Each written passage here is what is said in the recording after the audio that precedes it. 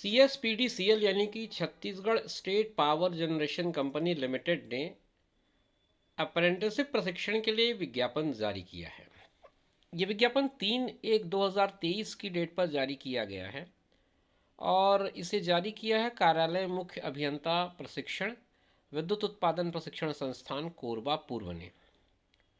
अपने विज्ञापन में वो कहते हैं अप्रेंटिसशिप एक्ट 1961 के अंतर्गत Chhattisgarh state power generation company limited द्वारा वर्ष 2023-24 के लिए निम्नलिखित संकायों में स्नातक डिप्लोमा योग्यताधारी को 1 वर्षीय अप्रेंटिसशिप प्रशिक्षण हेतु नियोजित किए जाने के प्रस्ताव हैं, जो इस प्रकार हैं।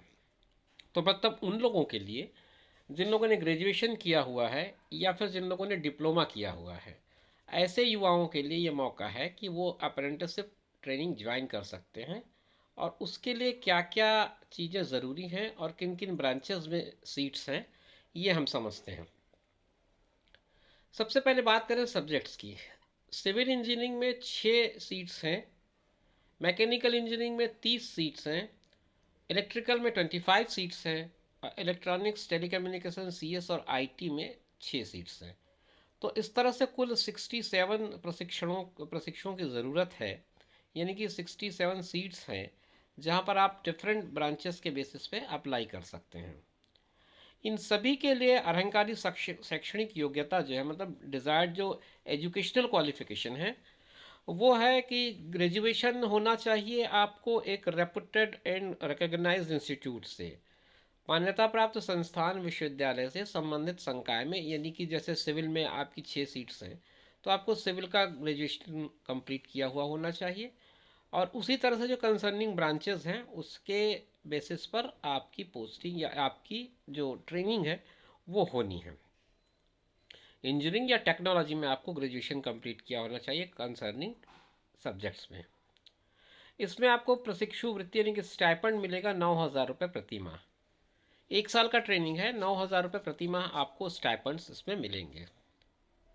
स्नातक के अलावा डिप्लोमा कैंडिडेट्स के लिए भी अप्रेंटिस की सीट्स हैं। अब वो सीट्स कितनी हैं, कैसी हैं, वो समझते हैं।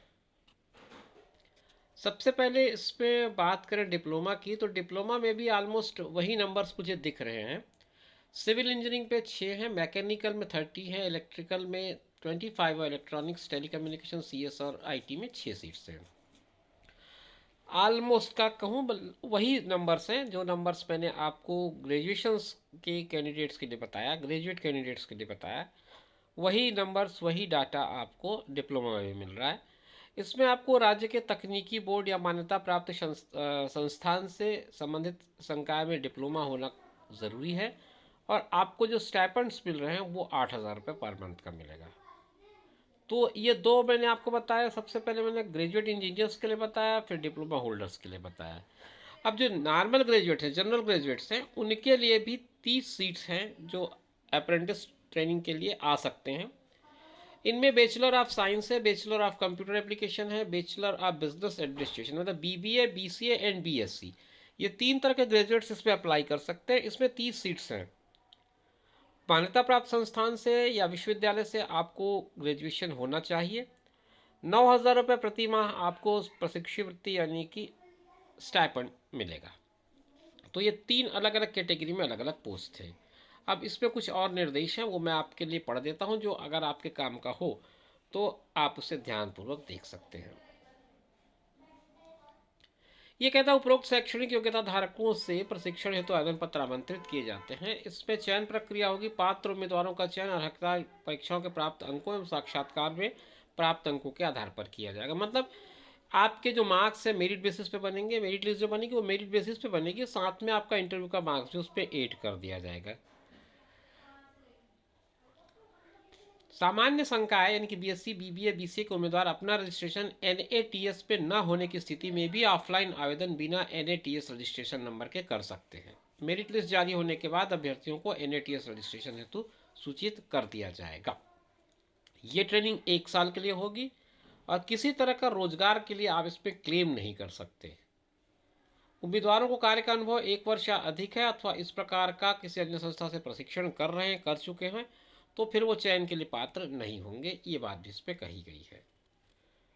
प्रशिक्षण के लिए जो आने वाले युवा होंगे उनको हॉस्टल या वाहन की सुविधा जो है उपलब्ध नहीं होगी, उनको ये काम खुद से व्यवस्था करनी होगी।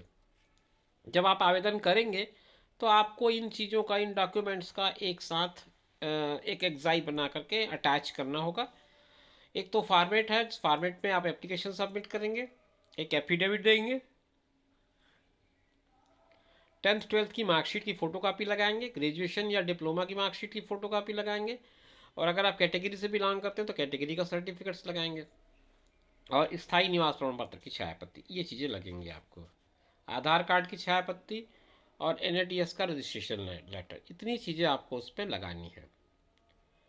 आवेदन करने की जो अंतिम तिथि है, वेबसाइट में प्रकाशन तिथि के 60 दिनों के भीतर, तो 3 जनवरी की डेट पर यह प्रकाशित मान लिया जाए अगर, तो 3 फरवरी और 3 मार्च के पहले पहले आप ये पता दिया है, कार्यालय मुख्य अभियंता प्रशिक्षण, विद्युत उत्पादन प्रशिक्षण संस्थान, Chhattisgarh state power generation company limited, Korbapur, जिला कोरबा 495677, इस पते पर मिल जाना चाहिए।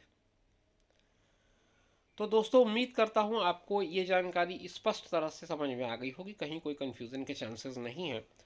अगर आप इसमें इंटरेस्टेड हैं अप्लाई करने में, तो आप ज़रूर अप्लाई करें। शुभकामनाओं के साथ इस वीडियो को मैं यहीं पर विराम दे रहा हूँ। आगे हम फिर बात करेंगे, आपसे मुलाकात करेंगे। तब तक अपना ख्याल रखें, हमें दीजिए इजाज़त। नमस्कार।